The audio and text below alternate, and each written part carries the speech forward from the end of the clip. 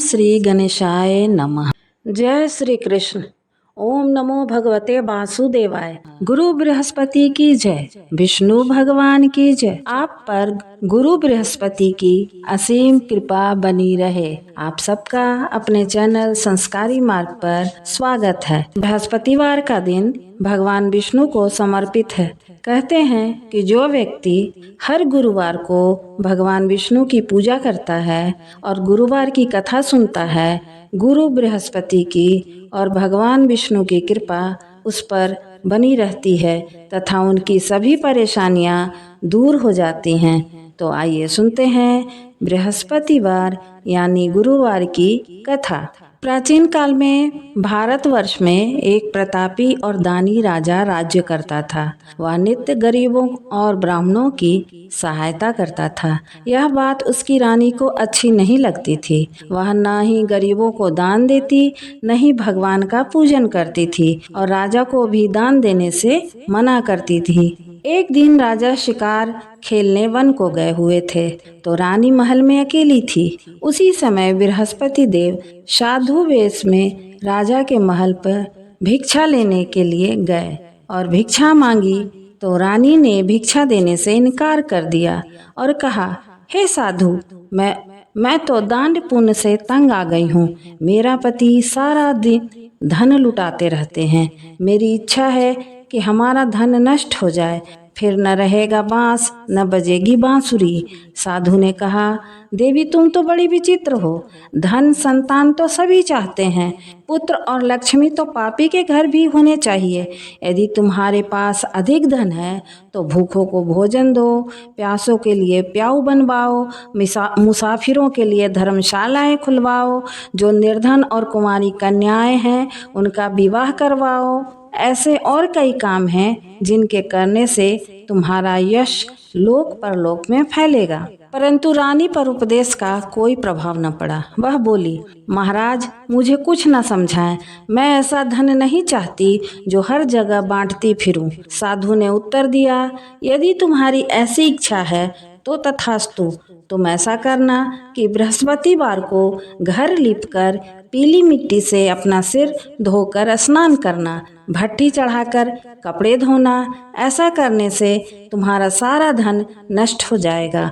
इतना कहकर वह साधु महाराज वहां से आलोक हो गए। साधु के कहे अनुसार रानी को केवल 3 बृहस्पतिवार ही बीते थे कि उसकी समस्त धन संपत्ति नष्ट हो गई। भोजन के लिए राजा का परिवार तरसने लगा। तब एक दिन राजा ने रानी से बोला कि हे रानी, तुम यहीं रहो, मैं दूसरे देश को जाता हूँ, क्योंकि यहाँ पर सभी लोग मुझे जानते हैं, इसलिए मैं कोई छोटा कार्य नहीं कर सकता। ऐसा कहकर राजा परदेश चला गया। वहाँ वह जंगल में लकड़ी काटकर लाता और शहर में बेचता। इस तरह वह अपना जीवन व्यतीत करने लगा। इधर राजा के परदेश जाते ही रानी और दासी दुखी रहने लगी। एक बार जब रानी और दासी को 7 दिन तक बिना भोजन के रहना पड़ा तो रानी ने अपनी दासी से कहा, हे दासी, पास की नगर में मेरी बहन रहती है, वह बड़ी धनवान है। तू उसके पास जा और कुछ लेके आ ताकि थोड़ी बहुत गुजर बसर हो जाए। दासी रानी के बहन के पास गई। उस दिन गुरुवार था और रानी की बहन उस समय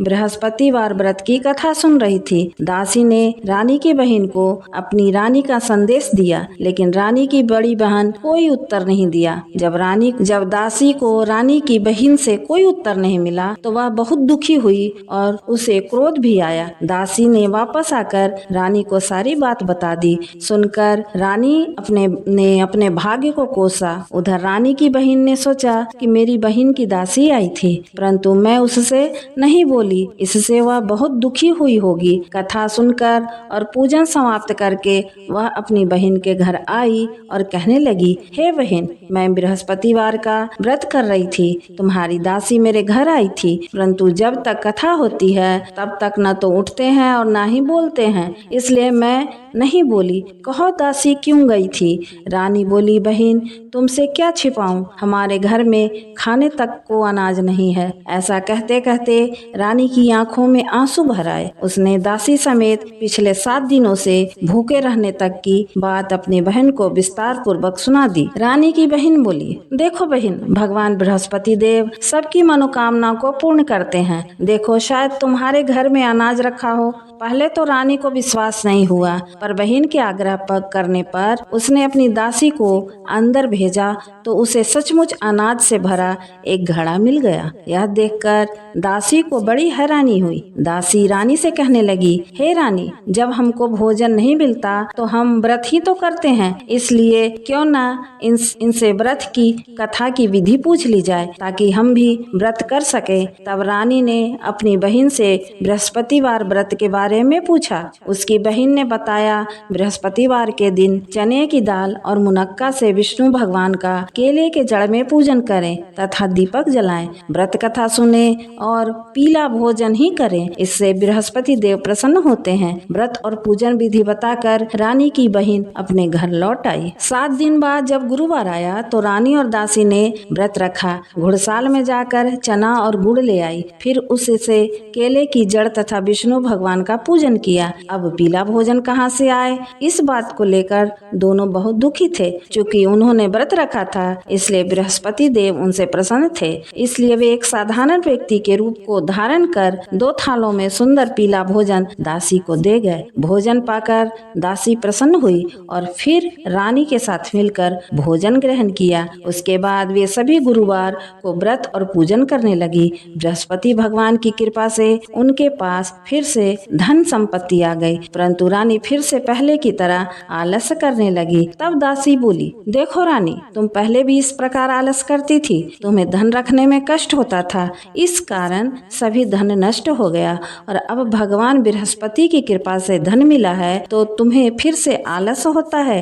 रानी को समझाते हुए दासी कहती है कि बड़ी मुसीबतों के बाद हमने यह धन पाया है, इसलिए हमें दान पुण्य करना चाहिए, भूखे मनुष्यों को भोजन कराना चाहिए और धन को शुभ कार्यों में खर्च करना चाहिए, जिससे तुम्हारे कुल का यश बढ़ेगा, स्वर्ग की प्राप्ति होगी और पितृ प्रसन्न होंगे। दासी की बात मानकर रानी अपना धन शुभ कार्यों में खर्च करने लगी, जिससे पूरे नगर में उसका यश फैलने लगा। एक दिन राजा दुखी होकर जंगल में एक पेड़ के नीचे आसन जमाकर बैठ गया। वह अपनी दशा को याद करके व्याकुल होने लगा। बृहस्पतिवार का दिन था। एकाएक उसने देखा कि निर्जन वन में एक साधु प्रकट हुए। वह साधु वेश में स्वयं बृहस्पति देवता थे। लकड़हारे के सामने आकर बोले, हे लकड़हारे, तुम इस सुनसान जंगल में चिंता मग्न क्यों बैठा है? लकड़हारे ने दोनों हाथ जोड़कर प्रणाम किया और उत्तर दिया, महाराज जी, आप सब कुछ जानते हैं, मैं क्या कहूँ।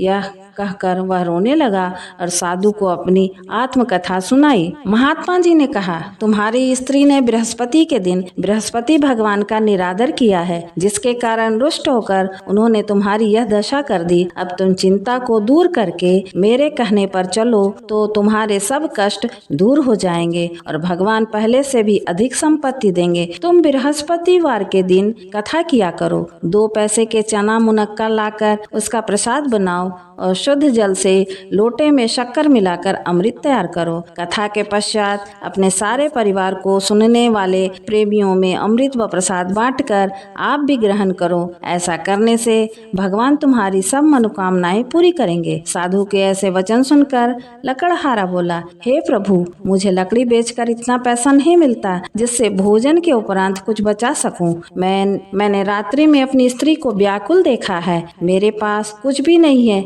जिससे मैं उसकी खबर मंगा सकूं। साधु ने कहा, हे लकड़हारे, तुम किसी बात की चिंता मत करो। बृहस्पति के दिन तुम रोजाना की तरह लकड़ियां लेकर शहर जाओ।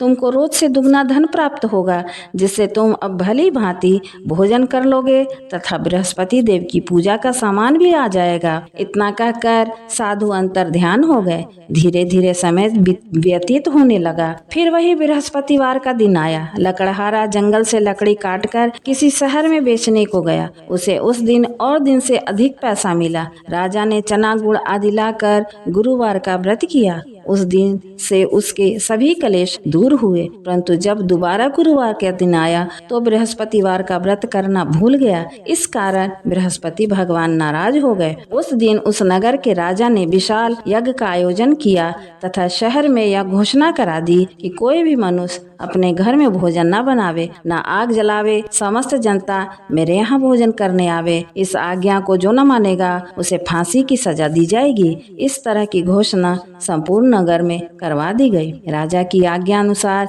शहर के सभी लोग भोजन करने गए, लेकिन लकड़हारा कुछ देर से पहुंचा, इसलिए राजा उसको अपने साथ घर लिवा ले गए और ले जाकर भोजन करा रहे थे तो रानी की दृष्टि उस खूंटी पर पड़ी जिस पर उसका हार लटका हुआ था। वह वहां दिखाई नहीं दिया। रानी ने निश्चय किया कि मेरा हार इस मनुष्य ने चुरा लिया है। उसी समय सिपाहियों को बुलाकर उसको कारागार में डलवा दिया। जब लकड़हारा कारागार में पड़ गया और बहुत दुखी होकर विचार करने लगा कि न जाने कौन से पूर्व जन्म के कर्म ने मुझे इस तरह का दुख प्राप्त हुआ है, और उसी साधु को याद करने लगा जो जंगल में मिला था। उसी समय तत्काल बृहस्पति देव साधु के रूप में प्रकट हुए और उसकी दशा को देखकर कहने लगे, अरे मूर्ख, तूने बृहस्पति देव की कथा नहीं करी, इस कारण तुझे दुख प्राप्त हुआ है। अब चिंता मत कर, उनसे तू बृहस्पति देव की पूजा करना, तेरे सभी कष्ट दूर हो जाएंगे। बृहस्पतिवार के दिन उसे 4 पैसे मिले। लकड़हारे ने कथा कही।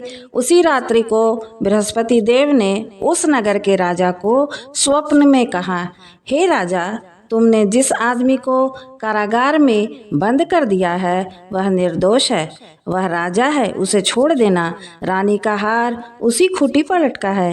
अगर तू ऐसा नहीं करेगा तो मैं तेरे राज्य को नष्ट कर दूंगा।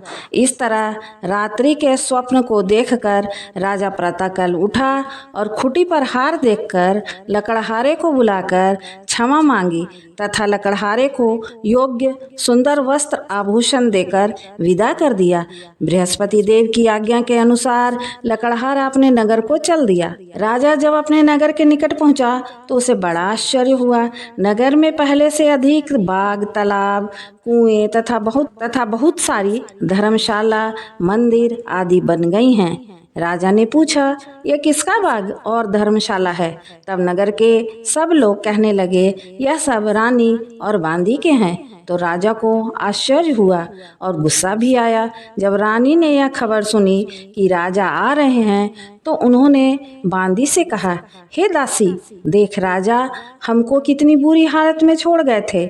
हमारी ऐसी हालत देखकर वह लौट न जाएं, इसलिए तू दरवाजे पर खड़ी हो जा। आज्ञानुसार दासी दरवाजे पर खड़ी हो गई। राजा आए तो उन्हें अपने साथ लिवा लाई। तब राजा ने क्रोध करके अपनी रानी से पूछा कि यह धन तुम्हें कैसे प्राप्त हुआ? तब उन्होंने कहा, हमें यह धन बृहस्पति देव के इस व्रत के प्रभाव से प्राप्त हुआ है। राजा ने निश्चय किया कि 7 रोज बाद तो सभी बृहस्पति देव का पूजन करते हैं। मैं प्रतिदिन दिन में 3 बार कहानी कहूँगा तथा व्रत किया करूँगा। अब हर समय राजा के दुपट्टे में चने की दाल बंधी रहती तथा दिन में 3 बार कहानी कहता। एक रोज राजा ने विचार किया कि चलो अपनी बहन के यहाँ हो आवें। इस तरह निश्चय कर राजा घोड़े पर सवार हो अपनी बहन के यहाँ को चलने लगा। मार्ग में उसने देखा कि कुछ आदमी एक मुर्दे को लिए जा रहे हैं। उन्हें रोककर राजा कहने लगा, अरे भाइयों, मेरी बृहस्पति देव की कथा सुन लो। वे बोले, लो, हमारा तो आदमी मर गया, इसको अपनी कथा की पड़ी है। परंतु कुछ आदमी बोले, अच्छा कहो, हम तुम्हारी भी कथा सुनेंगे। राजा ने दाल निकाली और जब कथा आधी हुई थी तो मुर्दा हिलने लग गया, और जब कथा समाप्त हो गई तो राम राम कह के मनुष्य उठकर खड़ा हो गया। आगे मार्ग में उसे एक किसान खेत में हल चलाता मिला। राजा ने उसे देखकर उससे बोले, अरे भैया, तुम मेरी बृहस्पतिवार की कथा सुन लो। किसान बोला, जब तक मैं तेरी कथा सुनूंगा तब तक 4 हरिया जोत लूंगा। जा अपनी कथा किसी और को सुनाना। इस तरह राजा आगे चलने लगा। राजा के हटते ही बैल पछाड़ खाकर गिर गए तथा किसान के पेट में भी बड़े जोड़ का दर्द होने लगा। उस समय उसकी माँ रोटी लेकर आई। उसने जब देखा तो अपने पुत्र की यह हालत उससे पूछी और बेटे ने सभी हाल कह दिया तो बुढ़िया दौड़ी दौड़ी उस घुड़सवार के पास गई और उससे बोली कि मैं तेरी कथा सुनूंगी, तू अपनी कथा मेरे खेत पर चलकर ही कहना। राजा ने बुढ़िया के खेत में चलकर कथा कही, जिसके सुनते ही बैल उठ खड़े हुए तथा किसान के पेट का दर्द भी बंद हो गया। राजा अपनी बहन के घर पहुंचा। बहन ने भाई की खूब मेहमानी की। दूसरे रोज प्रातःकाल राजा जगा तो वह देखने लगा कि सब लोग भोजन कर रहे हैं। राजा ने अपनी बहन से कहा, ऐसा कोई मनुष्य है जिसने भोजन नहीं किया हो? मेरी बृहस्पतिवार की कथा सुन ले। बहन बोली, हे भैया, यह देश ऐसा ही है। पहले यहाँ लोग भोजन करते हैं, बाद में अन्य काम करते हैं। अगर कोई पड़ोस में हो तो देख आऊं। ऐसा कहकर वह देखने चली गई, परंतु उसे ऐसा कोई व्यक्ति नहीं मिला जिसने भोजन न किया हो। अंततः वह एक कुम्हार के घर गई, जिसका लड़का बीमार था। उसे मालूम हुआ कि उसके यहाँ 3 रोज से किसी ने भोजन नहीं किया है। रानी ने अपने भाई की कथा सुनने के लिए कुम्हार से कहा। वह तैयार हो गया। राजा ने जाकर बृहस्पतिवार की कथा कही, जिसको सुनकर उसका लड़का ठीक हो गया। अब तो राजा की प्रशंसा होने लगी। एक रोज राजा ने अपनी बहन से कहा कि बहन, हम अपने घर को जाएंगे, तुम भी तैयार हो जाओ। राजा की बहन ने अपनी सास से कहा। सास ने कहा, हाँ चली जा, परंतु अपने लड़के को मत ले जाना, क्योंकि तेरे भाई को कोई औलाद नहीं है। बहन ने अपने भैया से कहा, हे भैया, मैं तो चलूंगी, पर कोई बालक नहीं जाएगा। राजा बोला, जब कोई बालक नहीं जाएगा तब तुम ही जाकर क्या करोगी? बड़े दुखी मन से राजा अपने नगर को लौट आया। राजा ने अपनी रानी से कहा, हम निर्वंशी हैं, हमारा मुंह देखने का धर्म नहीं है और कुछ भोजन आदि नहीं किया। रानी बोली, हे प्रभु, बृहस्पति देव ने हमें सब कुछ दिया है, वह हमें औलाद अवश्य देंगे। उसी रात को बृहस्पति देव ने राजा से स्वप्न में कहा, हे राजा, उठ, सभी सोच त्याग। राजा को यह बात सुनकर बड़ी खुशी हुई। 9वें महीने में उस रानी के गर्भ से एक सुंदर पुत्र पैदा हुआ। तब राजा बोला, हे रानी, स्त्री बिना भोजन के रह सकती है, पर बिना कहे नहीं रह सकती। जब मेरी बहन आवे तुम उससे कुछ मत कहना। रानी ने सुनकर हाँ कर दिया। जब राजा की बहन ने यह समाचार सुना तो वह बहुत खुश हुई और बधाई लेकर अपने भाई के यहाँ आई। तभी रानी ने कहा, घोड़ा चढ़कर तो नहीं आई, गधा चढ़ी आई। रानी की बहन बोली, हे भाभी, मैं इस प्रकार न कहती तो तुम्हें औलाद कैसे मिलती? बृहस्पति देव ऐसे ही हैं, जैसे जिसके मन की कामनाएं हैं सभी को पूर्ण करते हैं। जो सद्भावना पूर्वक बृहस्पतिवार का व्रत करता है एवं कथा पढ़ता अथवा सुनता है, दूसरों को सुनाता है, बृहस्पति देव उसकी सभी मनोकामना पूर्ण करते हैं। तो प्रेम से बोलिए, बृहस्पति देव की जय। जय बृहस्पति देव। श्री बृहस्पति देव की आरती। जय बृहस्पति देवा, ओम जय बृहस्पति देवा। छिन छिन भोग लगाऊं, कदली फल मेवा। ओम जय बृहस्पति देवा। तुम पूरन परमात्मा, तुम अंतर्यामी, जगत पिता जगदीश्वर, तुम सबके स्वामी। ओम जय बृहस्पति देवा। चरणामृत निज निर्मल, सब पातक हरता। सकल मनोरथ दायक, कृपा करो भरता। ओम जय बृहस्पति देवा। तन मन धन अर्पण कर, जो जन शरण पड़े। प्रभु प्रकट तब होकर, आकर द्वार खड़े। ओम जय बृहस्पति देवा। दीन दयाल दयानिधि, भक्तन हितकारी। पाप दोष सब हरता, भव बंधन हारी। ओम जय बृहस्पति देवा। सकल मनोरथ दायक, सब संशय हारो। विषय विकार मिटाओ, संतन सुखकारी। ओम जय बृहस्पति देवा। जो कोई आरती तेरी प्रेम सहित गावे, जेठानंद आनंद कर सो निश्चय पावे। ओम जय बृहस्पति देवा, ओम जय बृहस्पति देवा। प्रेम से बोलिए बृहस्पति देव भगवान की जय, विष्णु भगवान की जय।